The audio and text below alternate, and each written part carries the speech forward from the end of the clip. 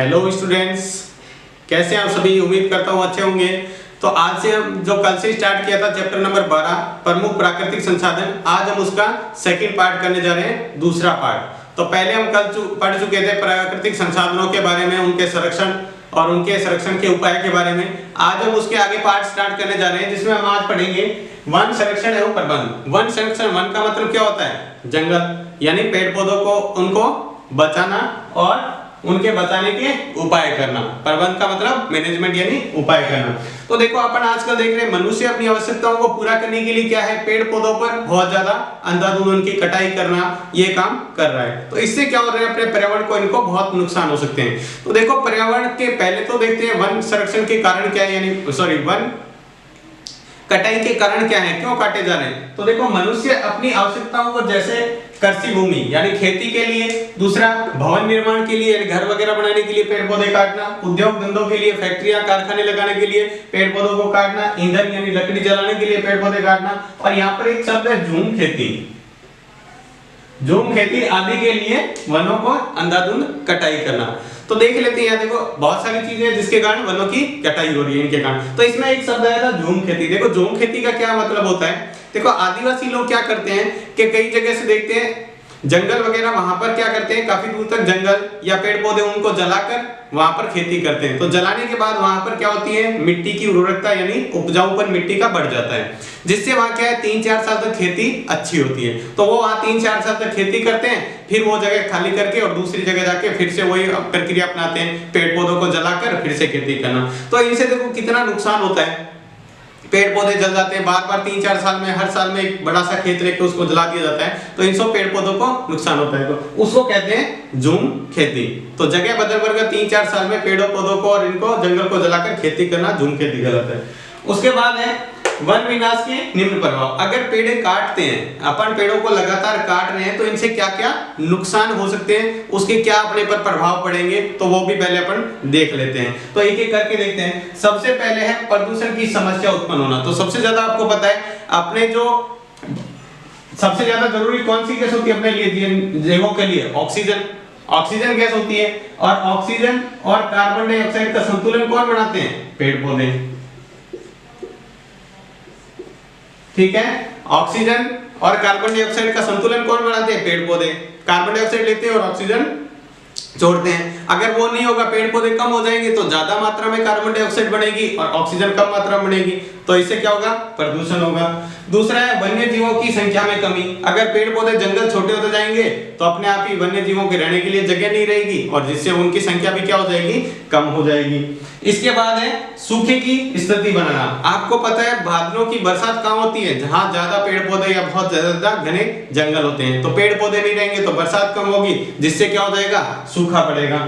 जलवायु में परिवर्तन। जलवायु में मतलब परिवर्तन मतलब इसका मतलब होता है कि जहां पर पेड़ पौधे नहीं होते वहां सर्दी भी बहुत ज्यादा पड़ती है और गर्मी भी बहुत ज्यादा पड़ती है। जहां अपने रेगिस्तान में देखते हैं कुछ इलाके जैसे पेड़ पौधे कम है, तो वहां सर्दियों के मौसम में सर्दी भी बहुत अधिक पड़ती है और गर्मियों के मौसम में गर्मी भी बहुत अधिक पड़ती है। तो ये जलवायु में परिवर्तन हो गया।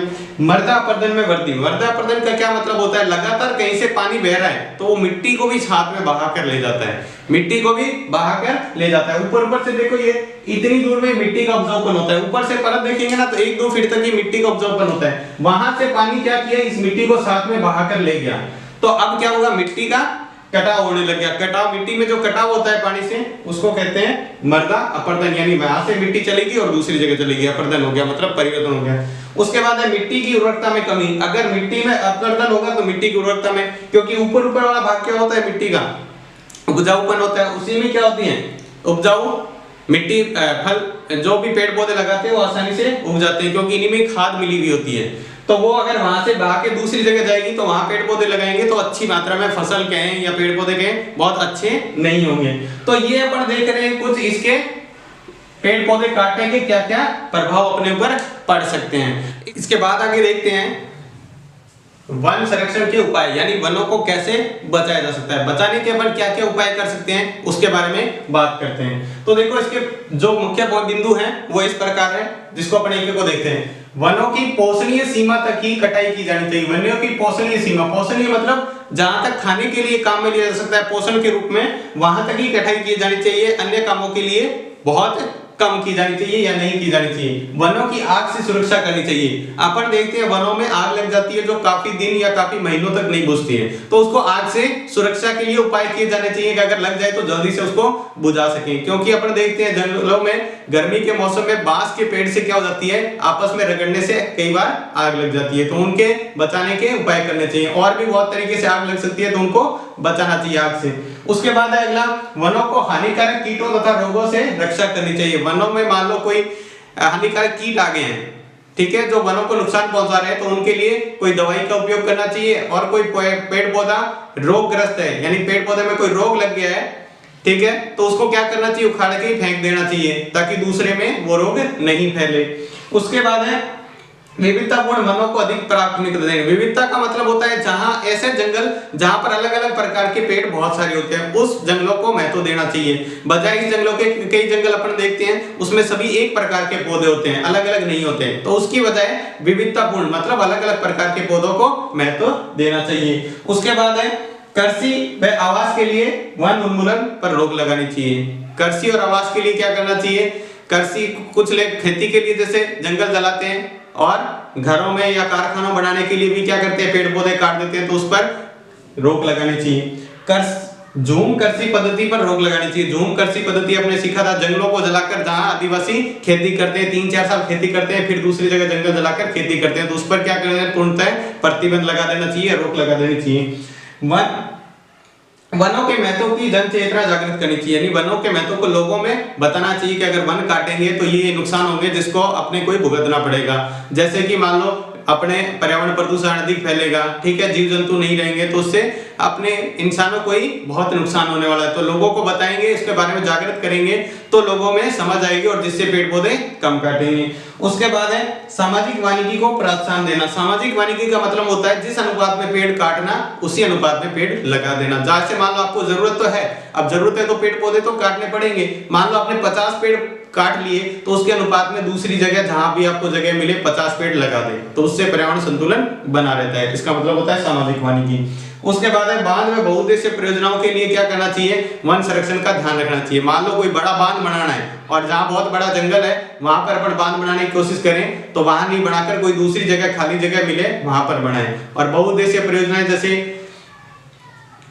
बिजली वगैरह बनाने के लिए अपन बहुत बड़े बड़े प्लांट वगैरह लगाते हैं, पानी से इनसे बनने वाली, तो वहां पर क्या करना चाहिए, उसको ऐसी जगह बनाना चाहिए जहां पेड़ पौधों को कम से कम नुकसान हो। तो ये थे वन संरक्षण के उपाय, यानी वनों को कैसे बचाया जा सकता है। तो ये उपाय करेंगे तो काफी हद तक अपन वनों को बचा सकते हैं। इसका आप स्क्रीनशॉट ले सकते हैं। इसके बाद अपन देखते हैं एक छोटा सा टॉपिक है वन संरक्षण और प्रबंधन का ही है, सामाजिक वानिकी। देखो सामाजिक वानिकी का मतलब क्या होता है, जैसे कि अपन बात कर चुके थे पहले, लेकिन फिर भी सामाजिक वानिकी का अर्थ है वनों के क्षेत्र में विस्तार करना, यानी वनों को आगे से आगे बढ़ाना, यानी ज्यादा पेड़ पौधे लगाना, वनों का विस्तार करना। जिससे क्या होता है, पारिस्थितिकी संतुलन बना रहता है। एक तो आपको बताया जैसे ऑक्सीजन और कार्बन डाइऑक्साइड का संतुलन बना रहेगा, तो पारिस्थितिकी का संतुलन बना रहेगा। दूसरा ये है कि आसपास के गांव के लोगों को क्या मिल जाएगा, वहां गायों को और इनको पशुओं को चराने के लिए चारा मिल जाएगा, जलाने के लिए लकड़ी मिल जाएगी, और गौण वनोत्पादन प्राप्त हो सकेगा। लोगों को काम भी मिल जाएगा वहां से। वन लगाने के लिए ज्यादा से ज्यादा वन बढ़ाएंगे तो लोगों को लगाना पड़ेंगे पेड़ पौधे, जिनसे उनको काम भी मिल जाएगा। तो ये होता है सामाजिक वानिकी का मतलब। अब देखो सामाजिक वानिकी के मुख्य 3 घटक हैं, पेपर में पूछे जाते हैं। सामाजिक वानिकी के 3 घटक कौन कौन से लिखिए। तो सबसे पहला है कृषि वानिकी। देखो अपन खेती करते हैं तो भी क्या होता है, संतुलन तो बना रहता है, वो भी पेड़ पौधे हैं तो वो भी क्या करते हैं, ऑक्सीजन कार्बन डाइऑक्साइड का संतुलन बनाते हैं। तो ये भी क्या हो गया, इससे भी क्या होता है, पारिस्थितिकी संतुलन बनता है खेती से। दूसरा क्या हो गया, वन विभाग द्वारा, जो वन विभाग के कर्म होते हैं उनके द्वारा नहरों, सड़कों और सार्वजनिक स्थानों पर क्या करना चाहिए, पेड़ पौधे लगाने चाहिए। अपन देखते हैं नहरों के किनारे किनारे क्या लगते हैं, पेड़ पौधे लगते हैं। सड़कों के किनारे भी बहुत सारे पेड़ लगे होते हैं, ठीक है। और सार्वजनिक स्थान हो गया, जहां बड़े बड़े सरकारी स्थान होते हैं, वो वहां पर क्या करना चाहिए, वृक्षारोपण यानी पेड़ लगाने चाहिए, जिससे भी संतुलन बना रहता है। और तीसरा और लास्ट है ग्रामीणों द्वारा सार्वजनिक स्थानों पर वृक्षण, यानी गांव के लोगों द्वारा भी क्या करना चाहिए, गांव में जो सार्वजनिक स्थान होते हैं, जैसे अपने स्कूल कह दिया, हॉस्पिटल कह दिया, और छोटे छोटे जो प्राथमिक उपचार केंद्र वगैरह होते हैं, अटल सेवा केंद्र वगैरह, तो वहां पर भी क्या करना चाहिए, पेड़ पौधे लगाने चाहिए। तो ये ग्रामीणों द्वारा। तो ये था सामाजिक वानिकी का मतलब और इसके प्रमुख घटक। आप अच्छी तरह इसको देख लें और स्क्रीनशॉट भी ले सकते हैं।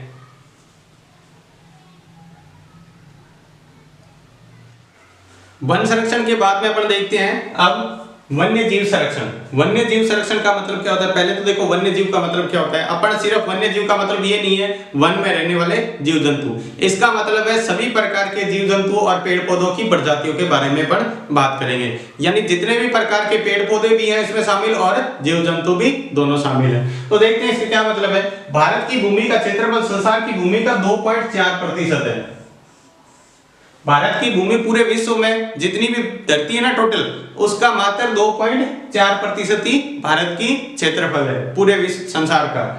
जबकि विश्व की कुल जैव विविधता का 8.1% जातियां यहाँ पाई जाती है। यानी पूरे विश्व में जितने जीव जंतुओं की प्रजातियां टोटल पाई जाती है उससे 8.1% जातियां पाई जाती है। यानी क्षेत्रफल तो बहुत कम है लेकिन फिर भी यहाँ बहुत अधिक जैव विविधता पाई जाती है। जैव विविधता का मतलब होता है जीवों की विविधता यहाँ बहुत अधिक पाई जाती है। ठीक है, क्योंकि यहाँ पर क्या है अलग अलग तरह के क्षेत्र हैं, जहाँ कहीं रेगिस्तान है, कहीं मरुस्थल है, कहीं पहाड़ी है, कहीं मैदानी क्षेत्र है। तो इस तरह के क्षेत्र की वजह से यहाँ बहुत अधिक प्रजातियां पाई जाती हैं।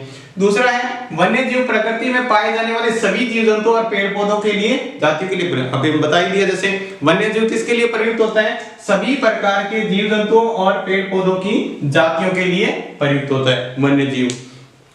तो ये तो था वन्य जीव के बारे में। अब इसका संरक्षण देखते हैं, यानी वन्य जीव को विलुप्त होने के क्या क्या कारण है, क्या कारण से वन्य जीव विलुप्त हो रहे हैं। तो देखो जीवों का भी बहुत महत्व है अपने इंसानों पर। अगर ये जीव खत्म हो जाएंगे तो एक पारिस्थितिकी संतुलन है वो बिगड़ जाएगा और जिससे इंसानों को भी नुकसान होगा। तो देखो ये क्या कारण है इसका। तो सबसे पहले प्राकृतिक आवासों का नष्ट होना, यानी उनके मकान ही रहने की जगह ही नहीं रहेगी। तो बताओ वन्य जीव रहेंगे कहाँ? वन्य जीवों की रहने की जगह होती है वहां। तो देखो उसके वन्य जीव के प्राकृतिक आवासों के नष्ट होने का क्या कारण है? उनके आवास नष्ट होने का। एक तो है प्राकृतिक आपदाएं, जैसे बाढ़ आ गई, ज्वालामुखी आ गई, भूकंप आ गया, इनसे नष्ट होना, ये प्राकृतिक आपदा होती है।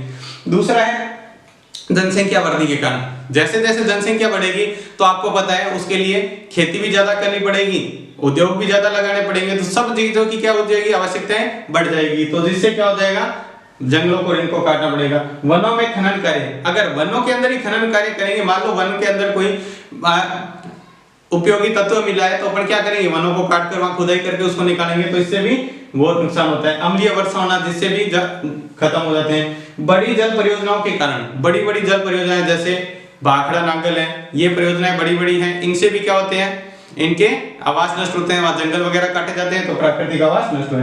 समुद्र में तेल टैंकरों के रिसाव के कारण। अब देखो विदेशों में भारत से दूसरे देशों के आदान प्रदान सामान का और किस्सा होता है तेल का, जो जलीय रास्तों से यानी टैंकरों से, इनसे समुद्र के द्वारा होता है। तो वहां कई बार ऐसा होता है कि तेल में टैंकर में कोई किसी कारण से तेल का रिसाव हो जाता है, वहां समुद्र के ऊपर पानी के ऊपर फैल जाता है, क्योंकि तेल हल्का होता है पानी से, इसलिए ऊपर सतह पर फैल जाता है, जिससे उसके नीचे वाले जीव जंतु है उनको पर्याप्त मात्रा में ऑक्सीजन नहीं पहुंच पाती और वो क्या हो जाते हैं, खत्म हो जाते हैं। तो ये भी एक नुकसान है उससे। उसके बाद है ग्रीन हाउस प्रभाव के कारण। ग्रीन हाउस का मतलब होता है कार्बन डाइऑक्साइड और कार्बन मोनोऑक्साइड, इनके कुछ गैसें जिनके कारण वायु का, पृथ्वी का जो ताप है उसमें लगातार वृद्धि होना, तो उसका होता है ग्रीन हाउस।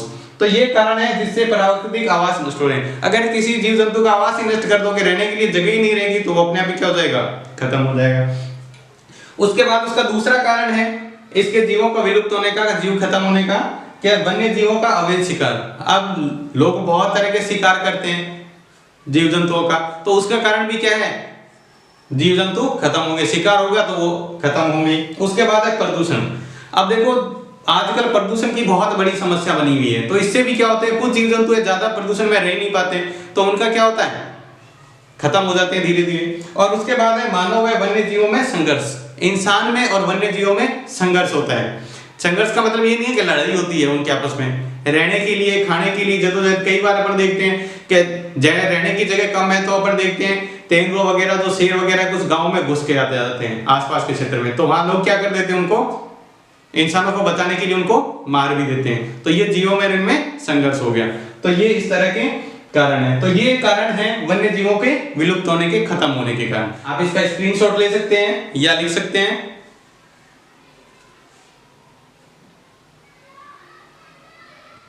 इसके बाद देखते हैं अपन आगे कुछ और महत्वपूर्ण बातें। देखो, एक वन्य जीवन सुरक्षा अधिनियम 1972 में जीवों को बचाने के लिए एक अधिनियम बनाया गया था 1972 में। कौन सा? वन्य जीवन सुरक्षा अधिनियम। याद रखना, इसको पेपर में पूछ सकते हैं। क्या भारत में वन्य जीवों को बचाने के लिए कौन सा अधिनियम बनाया गया था? वन्य जीवन सुरक्षा अधिनियम भारत के अंदर था, 1972 में बनाया गया। इसके बाद प्राकृतिक संरक्षण हेतु अंतरराष्ट्रीय संस्था यानी IUCN का गठन किया गया था। एक IUCN एक संस्था है जिसका पूरा नाम है प्राकृतिक संरक्षण हेतु अंतरराष्ट्रीय संस्था। प्राकृतिक संरक्षण हेतु अंतरराष्ट्रीय संस्था IUCN का पूरा नाम है। अब देखो, IUCN द्वारा विलुप्त कागार के पहुंच गई जातियों को लाल आंकड़ा पुस्तक में रखा गया है। ये जो जातियां विलुप्त के कागार पर बहुत कम बच गई है, ठीक है, उसको लाल आंकड़ा पुस्तक या रेड डेटा पुस्तक भी कहते हैं उसको, उसमें संकलित किया गया है, उसमें उसको लिखा गया है, बताया गया उसके अंदर। इसके बाद में है IUCN ने वन्य जीव संरक्षण के लिए 5 जातियों को परिभाषित किया। IUCN ने 5 अलग अलग भागों में इन वन्य जीवों को बांट दिया है। जो मुख्य भाग कौन कौन से इसके 5 वो देखते हैं। पहला है विलुप्त जातियां। विलुप्त मतलब जो अब इस धरती पर नहीं है, विलुप्त हो चुकी है। पहले थी अब नहीं है, जैसे अपन डायनासोर इनके बारे में सुनते हैं, तो जो पहले थे अब बिल्कुल भी नहीं है, तो वो क्या है? विलुप्त जातियां। उसके बाद संकटग्रस्त जातियां। संकटग्रस्त मतलब जिनका अभी संरक्षण नहीं किया गया, इनको भी नहीं बचाया गया, तो ये भी क्या हो जाएंगे? विलुप्त हो जाएंगी, खत्म हो जाएंगी। जैसे राजस्थान का राज्य पक्षी कौन सा है? गोडावण, ठीक है, ये क्या है? संकटग्रस्त जातियां हैं। उसके बाद सवैद्य जातियां। सवैद्य मतलब क्या होता है? ये संकटग्रस्त के पास पहुंचने वाली है, मतलब ये इससे थोड़ी सी ज्यादा है। संकटग्रस्त के इसके भी उपाय नहीं किए, जल्दी संकटग्रस्त में आ जाएगी, और फिर भी उपाय नहीं किए तो ये भी क्या हो जाएंगी? विलुप्त हो जाएंगी। यानी संकटग्रस्त से थोड़ी सी ज्यादा सवैद्य जातियों का मतलब होता है वो जातियां जिनका उपाय नहीं किया गया तो ये संकटग्रस्त हो जाएगी। फिर उसके बाद है दुर्लभ जातियां। दुर्लभ मतलब बहुत कम बची हुई है जातियां, ठीक है, बहुत कम ही है संख्या में, तो वो कौन सी है? दुर्लभ जातियां। उसके बाद है अपर्याप्त ज्ञात जातियां। सबसे लास्ट में 5वां है अपर्याप्त ज्ञात जातियां। अपर्याप्त का मतलब जिनके आंकड़े अपने पास है नहीं कि ये कितनी है, हो सकता है जल्दी समाप्त होने वाली हो, तो ऐसी जातियां जो अपने को आंकड़े जिनके बारे में पता नहीं है कितने हैं, कहां पर है, ठीक है, कहां पर कितने कितने हैं, उसके आंकड़े अपने पास नहीं है।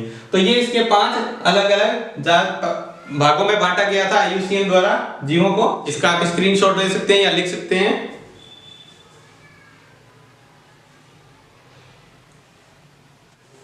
इसके बाद अपन बात करते हैं वन्य जीव संरक्षण के अंदर।